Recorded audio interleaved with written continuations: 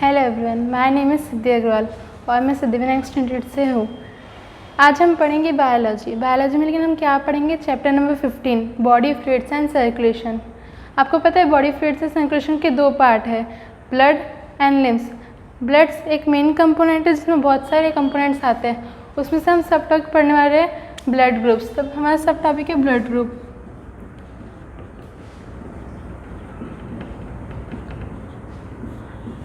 अब blood group होते क्या है? ब्लड ग्रुप एक ऐसी ऐसी एक कंपोनेंट है जिससे हम बता सकते करके हमें पेरेंट्स से हम सिमिलर है। जैसे ए पॉजिटिव है तो मैं मेरी मम्मी से सिमिलर हूँ, ऐसा ब्लड ग्रुप हमें सिमिलर बताता है क्योंकि हम अपने इससे सिमिलर है। अब as we all know that blood group के 4 टाइप्स होते हैं। First is A, second is B, third is A B and fourth is O. These are the 4 types of blood group। अब ये तो टाइप्स हो गए। अब ब्लड ग्रुप की कुछ ग्रुपिंग भी होती है, 2 टाइप में ग्रुपिंग होती है। 2 टाइप में ग्रुपिंग होती है तो उसकी फर्स्ट ग्रुपिंग है ABO ग्रुपिंग, जिसे बोलते हैं ABO ग्रुपिंग। ये ABO ग्रुपिंग। और सेकंड होती है RH ग्रुपिंग।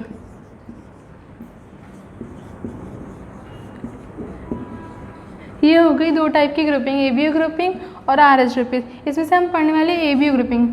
अब ABO ग्रुपिंग होती क्या है, किसमें क्या होता है? तो ABO ग्रुपिंग ये जो होती है इससे हम पता लगा सकते हैं कि किससे हम ले सकते हैं ब्लड ग्रुप, किसको दे सकते हैं, क्यों ले सकते हैं, कैसे ले सकते हैं। इसमें हम पढ़ेंगे एंटीजन्स और एंटीबॉडी होती क्या है।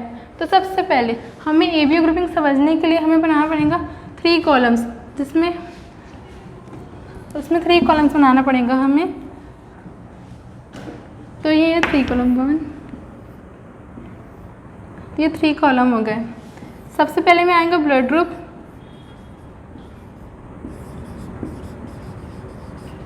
दूसरे में आएगा एंटीजन और थर्ड में आएगा एंटीबॉडी। अभी एंटीजन एंटीबॉडी ये सब क्या होती है? तो हम एंटीजन बताने के लिए एक RBC ड्रॉ करना पड़ेगा। तो RBC ड्रॉ कर लेते हैं। एक रेड RBC आप सबको पता है एक रेड ब्लड सेल्स होती है। तो ये है एक रेड ब्लड सेल्स, ये हो गई एक रेड ब्लड सेल्स। और इसमें एंटीजन और एंटीबॉडी होती क्या है?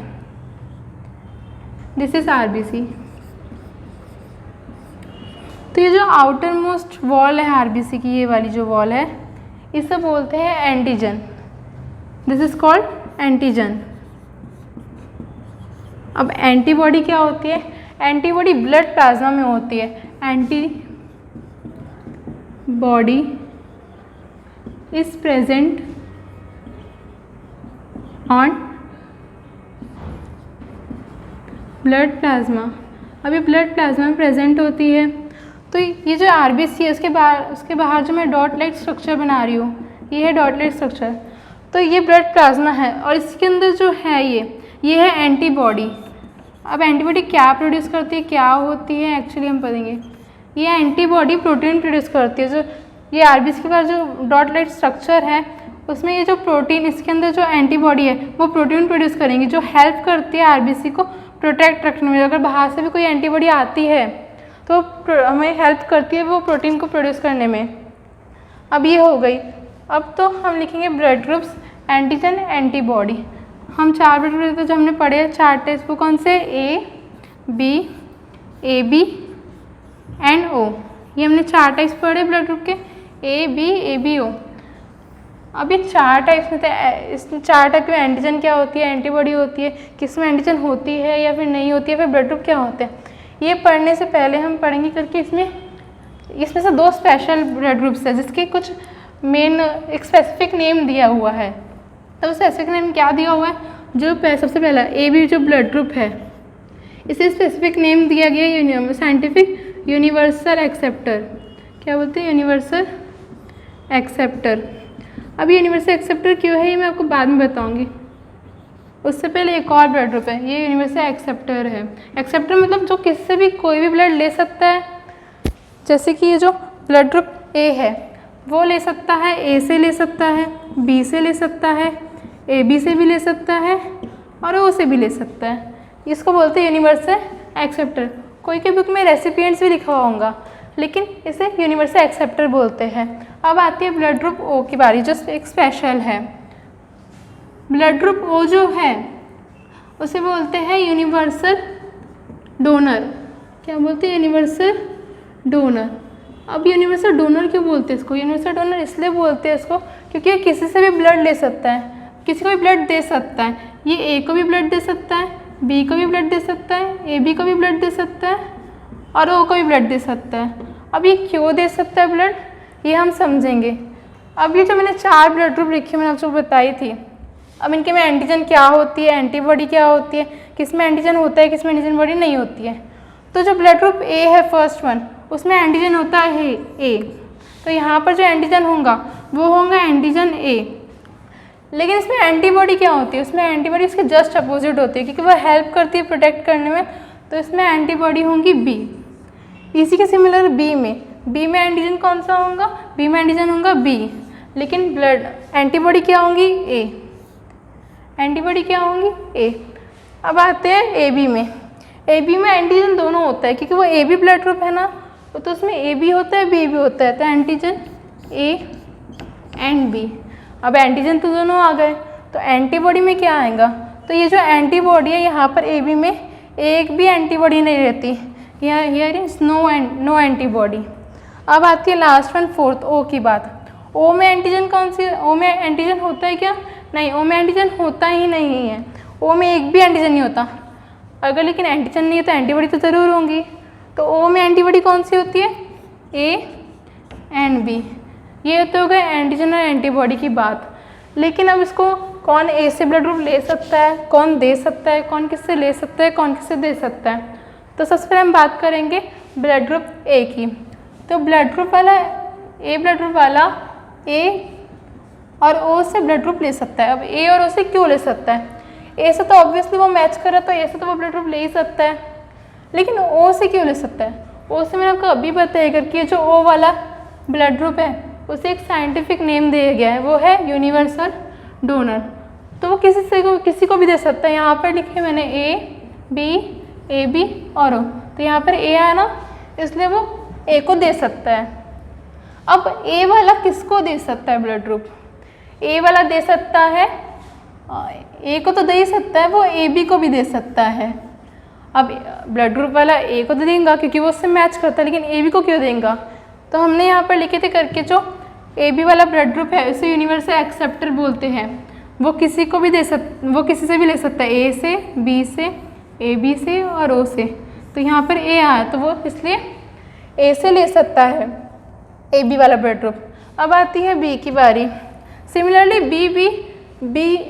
बी वाला ब्लड ग्रुप भी बी से ले सकता है और ओ से ले सकता है।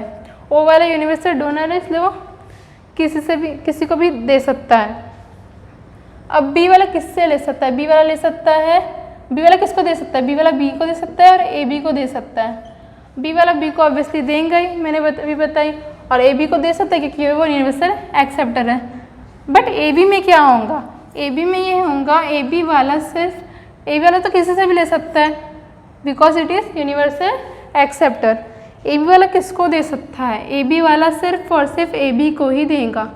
अब ए बी को क्यों देगा? क्योंकि इसके एंटीजन में दोनों एंटीबॉडीज है, दोनों एंटीजन प्रोड्यूस है। अगर ये ए को देगा तो इसके पास एंटीजन बी भी आ जाएगा जो हमें नहीं चाहिए, जिसको हार्म कर सकता है ब्लड ग्रुप ए को।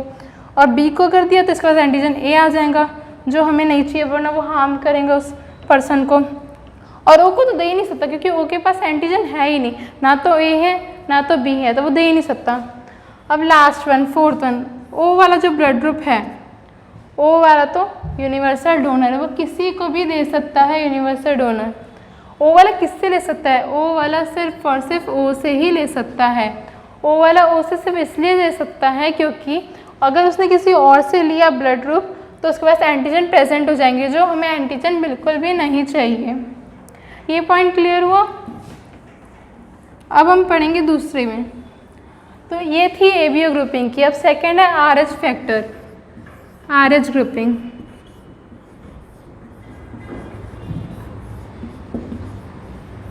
अब हम पढ़ेंगे आर एच ग्रुपिंग क्या होती है, किस लिए होती है, किस चीज़ के लिए होती है। अगर अपन किसी को बताते हैं करके मेरा ब्लड, जैसे अपन कोई अपन से ब्लड ग्रुप पूछता है तो हम बताते करके ए पॉजिटिव है मेरा ब्लड ग्रुप, बी पॉजिटिव है, ए बी पॉजिटिव है, ए बी नेगेटिव है, ओ पॉजिटिव है, ओ नेगेटिव है, हम ऐसे बताते हैं हमारा ब्लड ग्रुप ऐसा है। तो वही आर एच ग्रुपिंग ये बताता है हमें करके, आर एच ग्रुपिंग हमें पॉजिटिव और नेगेटिव के बारे में बताता है। आर एच ग्रुपिंग को समझने के लिए हम एक आरबीसी बना लेते हैं। ये हो गई एक आरबीसी, ओके। ये है रेड ब्लड सेल्स, ये हो गया डॉटलेट structure that is blood plasma. अब आरबीसी की जो आउटर वॉल है वो तो मैंने आपको बताई थी, वो होती है एंटीजन। क्या होती है? एंटीजन होती है ये एंटीजन हो गई। अब आर एच में बताते हैं कि कौन सा पॉजिटिव है, कौन सा नेगेटिव है, कौन सा पॉजिटिव है, कौन सा नेगेटिव है। ये जो ए वाला ब्लड ग्रुप है, अगर इसकी आरबीसी की वॉल पे सबसे पहले आर एच फैक्टर होता है एक, जो प्रोड्यूस करता है एंटीजन डी। अब ये एंटीजन डी क्या होता है? एंटीजन डी हमें बताता है अगर वो प्रेजेंट है आरबीसी की वॉल में तो ब्लड ग्रुप पॉजिटिव होगा, लेकिन अगर ये जो एंटीजन डी है अगर वो ही प्रेजेंट नहीं होगा तो नेगेटिव होगा ब्लड ग्रुप, ये बताता है। अब इसके आरबीसी की वॉल में एंटीजन ए तो है लेकिन एंटीजन डी भी है। अगर एंटीजन डी भी है इसके आरबीसी की वॉल पे तो the blood group is a positive, लेकिन एंटीजन डी नहीं रहा यहाँ पर, सिर्फ एंटीजन ए है आरबीसी की वॉल पे तो that is A negative. Similarly B में भी अगर आरबीसी की वॉल पर एंटीजन बी है और एंटीजन डी भी है तो दैट इज बी पॉजिटिव, और एंटीजन डी नहीं है तो बी नेगेटिव। अब ए बी की बारी आती है। अब आरबीसी की वॉल में ये जो वॉल है उसमें एंटीजन ए भी होगा, बी भी होगा। अगर उसके पास एंटीजन डी भी है, एंटीजन डी भी है तो वो क्या हो गया? A B positive. क्या हो गया? A B positive. लेकिन अगर एंटीजन यहाँ पर नहीं है, सिर्फ एंटीजन ए और बी है तो ये हो गया A B negative.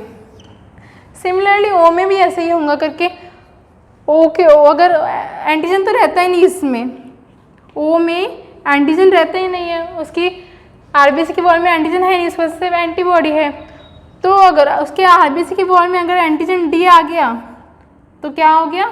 O positive, और उसके एंटीजन में है, उसके एंटीजन है ही नहीं, डी भी नहीं है, कुछ भी नहीं है तो हो गया ओ, तो वो हो गया ओ नेगेटिव।